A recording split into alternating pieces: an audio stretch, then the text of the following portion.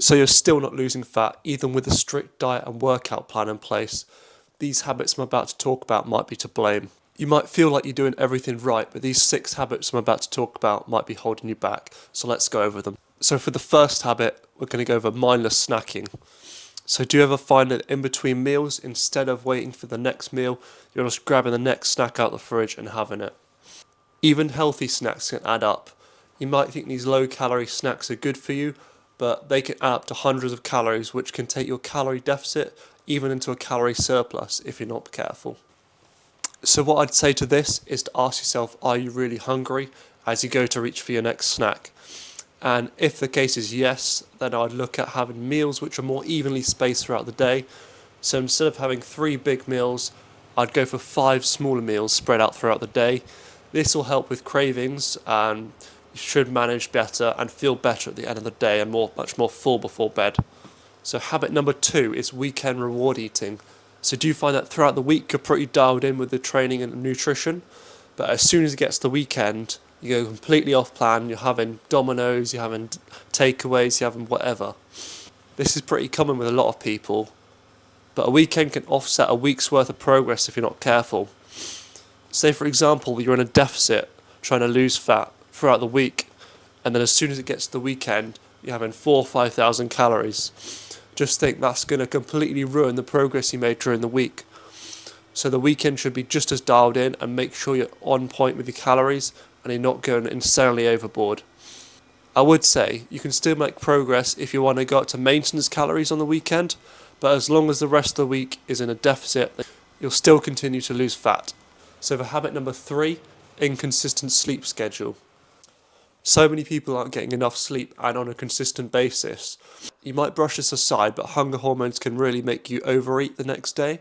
Someone who got 8 hours of sleep every day of the week is more likely to be on track with their eating and training, as opposed to someone who got, say, 5 hours.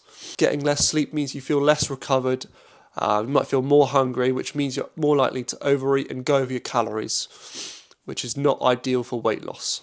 So for habit number 4 I'm going to talk about is the all or nothing mentality.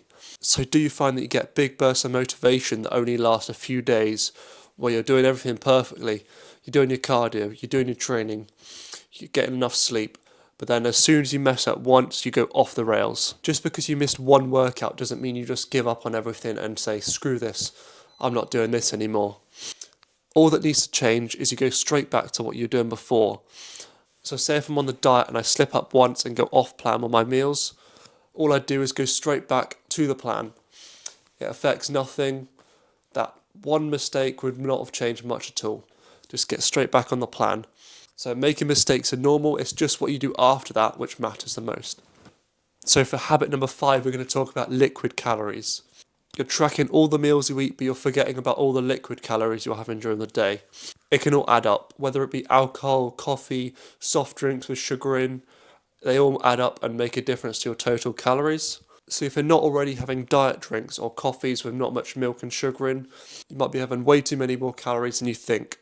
So start tracking your drinks and see where they add up. I'm not saying just to completely cut them all out from your diet, but start tracking these drinks and see how much of a difference it makes to your total calorie intake. And if it surprises you how much you're having, then maybe go for the lower calorie options. So go for a black coffee with sweetener, for example, or get the Diet Coke instead of a Coke. They pretty much taste the same, and you save a lot of calories, which can be used on food, which is just going to make you feel much better on the diet. So the 6th and final habit I'm going to talk about is not moving enough during the day. So you're probably on point with your training and nutrition, but you're not getting many steps in throughout the day. Now this can make a big difference.